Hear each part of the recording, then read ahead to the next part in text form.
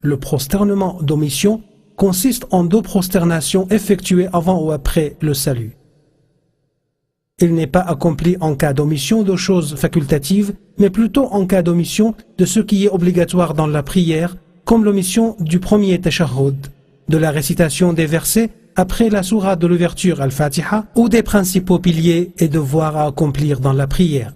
Le prosternement de l'omission se fait une seule fois, même si l'omission est répétée plusieurs fois dans la même prière. Si la prière n'est pas complète et qu'un pilier y manque, il faut d'abord le compenser, puis effectuer le prosternement.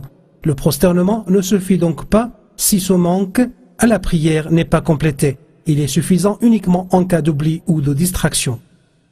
Ce qui annule la prière. Il n'y a point de doute, mon frère le musulman, que tu tiens à ce que ta prière soit parfaite. Tu souhaites sûrement qu'elle soit agréée. Certaines choses seraient à éviter. 1. Manger et boire délibérément. Il est souhaitable pour quiconque veut accomplir la prière après un repas de se rincer la bouche pour se débarrasser des restes afin de ne pas avoir à les mâcher et les avaler pendant la prière. Ceci n'est pas une obligation mais une prévention. 2. Parler délibérément durant la prière. Dieu le Tout-Haut a dit « وَقُومُوا لِلَّهِ قَانِتِينَ » 3. Faire délibérément beaucoup de mouvements sans rapport avec la prière. Il n'y a pas de limite pour le nombre maximum ou minimum de mouvements tolérés. Évite donc de bouger inutilement. 4. Laisser tomber délibérément et sans excuse un pilier ou un devoir relatif à la prière. Le prophète, que la bénédiction et le salut de Dieu soient sur lui, a demandé à celui qui n'a pas accompli correctement sa prière « Refais ta prière, car tu n'as pas prié. » 5. Rire pendant la prière. La prière en cas de maladie. Sache, mon frère le musulman, que Dieu n'a pas imposé à ses serviteurs une charge supérieure à leur capacité. لا يكلف الله نفسا إلا وسعها. Aussi, Dieu leur a-t-il évité le gêne et les a dispensés de faire ce dont ils sont incapables. وما جعل عليكم في الدين من حرج. Un malade qui ne peut pas utiliser l'eau doit donc faire le tayammum. S'il n'est pas en mesure de se purifier et qu'il trouve quelqu'un pour l'aider à le faire, il faut qu'une aide lui soit apportée. Sinon, il peut prier sans se purifier pour autant qu'il en soit tout à fait incapable. Mon frère le musulman, le prophète, que la bénédiction et le salut de Dieu soient sur lui, a bien montré que la performance se mesure par la capacité. Il a dit « Prie debout. Si tu ne le peux pas, prie assis. Si tu ne peux pas, prie allongé sur le côté. » Tu dois donc faire ce dont tu es capable. Si tu ne peux pas t'incliner ou te prosterner, remue la tête, baisse-la pour l'inclinaison et baisse-la davantage pour marquer la prosternation. S'il t'est impossible de remuer la tête, remue les yeux pour simuler les principales étapes de la prière. Ferme-les à moitié pour marquer l'inclinaison et totalement pour la prosternation. Si tu n'y arrives pas, contente-toi d'accomplir la prière avec la langue ou le cœur. Si ce n'est pas possible par la langue, fais-la avec le cœur. Sache aussi qu'un malade qui perd la conscience doit accomplir les prières qu'il a ratées durant son évanouissement. Et ce, à l'instar de la personne endormie. S'il perd longtemps conscience, il ne sera plus obligé d'accomplir les prières qu'il a ratées, tout comme l'aligné mental ou le fou qui revient à la raison. Certains ont fixé cette durée de perte de conscience à 3 jours. Si le malade prie allongé sur le côté, qu'il tourne la tête en direction de la qibla. S'il prie allongé sur le dos, qu'il tourne les pieds en direction de la qibla. Des erreurs que le musulman doit éviter pendant la prière. Mon frère le musulman, il y a quelques erreurs que beaucoup commettent en accomplissant la prière et qui risquent de l'affecter, dont 1. Prier sans vêtements. Le prophète, que la bénédiction et le salut de Dieu soient sur lui, a dit « Il ne faut pas prier sans vêtements, et il faut qu'il soit long parce qu'il est obligatoire que le corps soit couvert. » 2. Ne pas remuer la langue en célébrant la grandeur du Seigneur en l'invoquant ou en récitant le Coran et se contenter de le dire par cœur. Cela n'est pas de la lecture. 3. Ne pas lever les mains en disant Allahu Akbar. 4. Lever les yeux vers le ciel sans fixer le regard sur le lieu de la prosternation.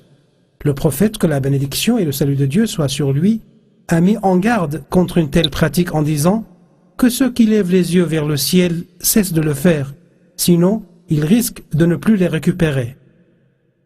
5. Baisser les mains sur les deux côtés. 6. Fermer les yeux pendant la prière. 7. Ne pas laisser un organe impliqué dans la prosternation toucher la terre. C'est le cas par exemple de celui qui lève les pieds pendant la protestation ou dont le nez ne touche pas le sol. 8. Laisser les enfants, les dérangés mentaux et les malades incapables de bouger derrière l'imam. Car si l'imam est obligé de se faire remplacer par quelqu'un d'autre pendant la prière, cela risque de lui poser un problème et de provoquer une confusion.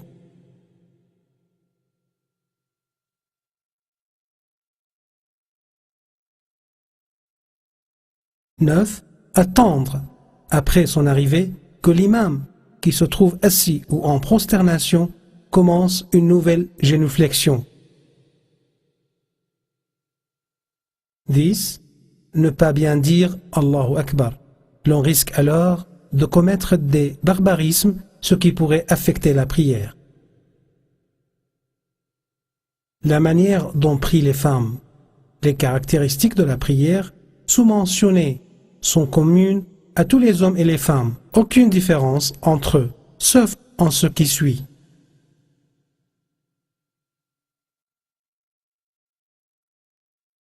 1.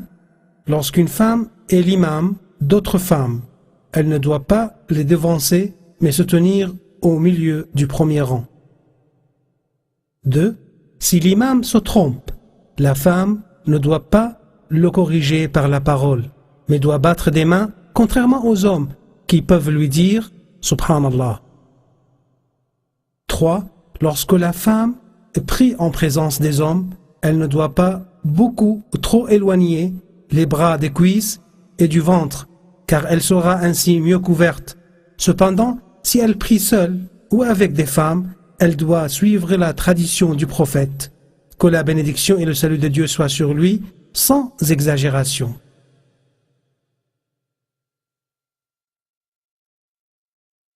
4. En priant, la femme doit se couvrir tout le corps, sauf le visage et les mains. Mon frère le croyant, maintenant que tu sais à fond ce que Dieu, gloire à lui, exige de toi, et que tu sais comment le prophète, que la bénédiction et le salut de Dieu soient sur lui, accomplissait sa prière, il ne te reste plus qu'à corriger tes erreurs et changer tes mauvaises habitudes dues à l'ignorance, au manque ou à l'oubli, afin que ton acte de dévotion soit parfait et qu'il soit agréé par Dieu le Tout-Haut.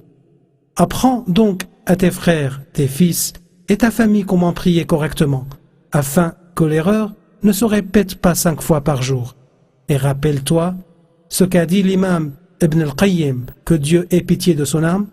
La prière attire les bienfaits, sauvegarde la santé, éloigne les maux, fortifie le cœur, éclaire le visage, inspire le bonheur, dissipe la paresse, nourrit l'âme, fortifie, guide le cœur sur la bonne voie, maintient la richesse, repousse le malheur, attire la bénédiction, éloigne le diable et approche du tout miséricordieux.